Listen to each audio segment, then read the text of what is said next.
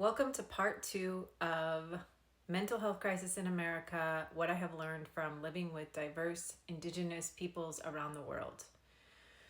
So first I want to say we're all Indigenous. If you're watching this, if you're Black American, you're Indigenous. If you're White American, you're Indigenous. You've just been cut off from your roots, okay? So we come from different tribes, and many of us at this point in human junction have multiple lineages within us, okay? And it's important to remember your ancestors and to honor where you come from and to inform yourself with what they knew or what they did or how they made sense of the earth. But there's no going back. We're moving forward. And I have had the privilege and the honor to have spent time with different tribes around the world, working with them, living alongside them. And that includes tribes in Europe, in Iceland.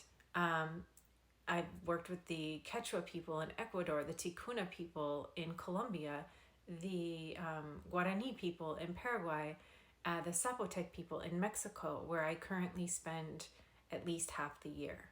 So that's where I'm coming from. And you can watch part 1 if you want to hear more about that.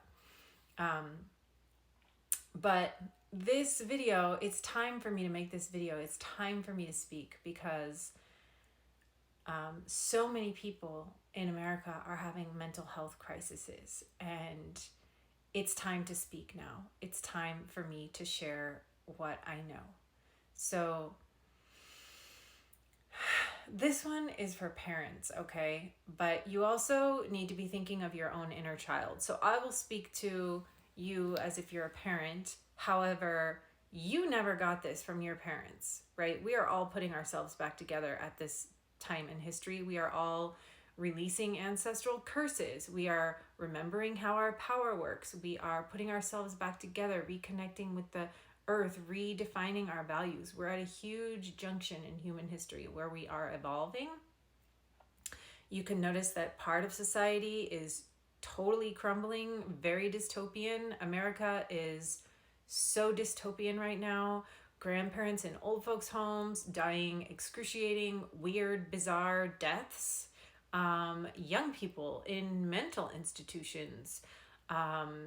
Middle-aged people on pills, and alcohol abuse and things like that. So it's very dystopian, just tons of homeless people in America.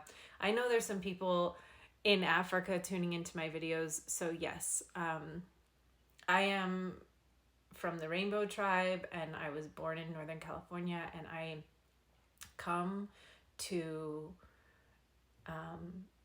help with this transition at this time in human history, okay? So we're not just going to go back to the same exact traditional ways of what our ancestors did, right? So we are going to inform ourselves with what they knew through tuning into them through prayer and through studying about our ancestors or talking to your grandparents, depending on how connected you are to your roots. But we have to move forward. It is time to create new rituals and rites of passage, okay? So if you are the parent of a young man, of a boy, your young boy needs 2 rites of passage before the age of 18, okay? And I'm going to explain this to you. So one is before he hits puberty, when he's still a sweet boy, before he starts to rebel. And in America, we have a lot of rebellion. In other countries, they don't have that as much because they do things differently. Here, there's a lot more to rebel against. We're very disconnected from ourselves. And you can tell by how many homeless people there are that we're disconnected from our families too. Because if the family unit were united, we wouldn't have to fall through the cracks like that. So if you do this for your kids, this will help them not go to jail, not get addicted to drugs, and not be homeless, and not have a mental health crisis or go bang up a school or something, okay? So this is important, okay?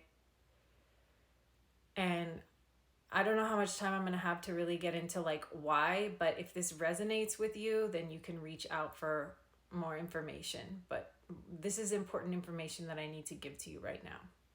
My nephew is currently in a mental institution, and he is a brilliant, beautiful being, and that's what's like prompting me, like, oh, it's time to speak. It's time to speak now. And okay, so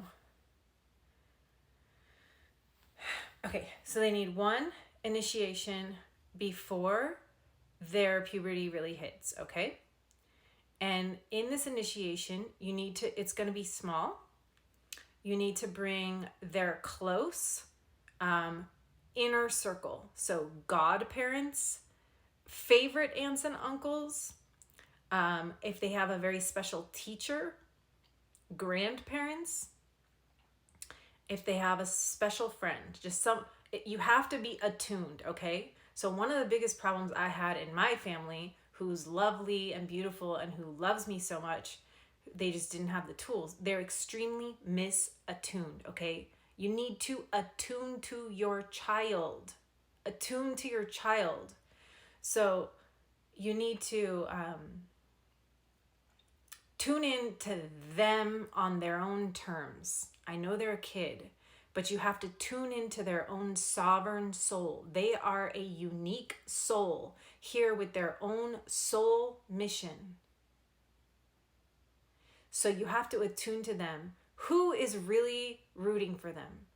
Who would bail them out of jail if they went to jail? Who would show up if they were in the hospital? Those are the people in your inner circle. Who's really going to be there for them? Who is going to prevent them from being homeless if they lose their job, if they go through a divorce, if they have a bad week? Whose couch can they sleep on? Okay? This is what will stop us from having homeless people in America, okay? Or this is this ceremony I'm about to tell you about, okay? So you get the inner circle, not on your terms, not who you think should like them, not to be polite, not who you think you should invite to be polite. Who actually would go to bat for your kid, okay? That's who you invite. Inner circle. So these are adults, but if there's like a couple cousins, like just they're very close people, okay? Then you have to help them, set them up with the tools that they need to do an art project that represents their own identity, okay? So at this point in human history, it's likely that they're carrying multiple lineages.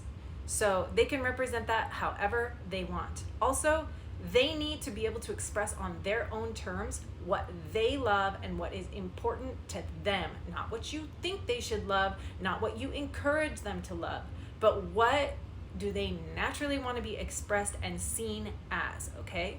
So they might bring out their favorite video game or their favorite basketball jersey. They might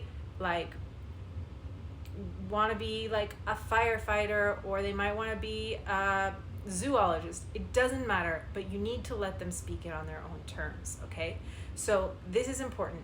So you provide them with a number of tools, and if you're really interested in doing this, you can reach out and I can help walk you through it and give you the framework for it. But so you provide them a structure of allowing them to present their own identity on their own terms, expressing their soul and saying, this is who I am.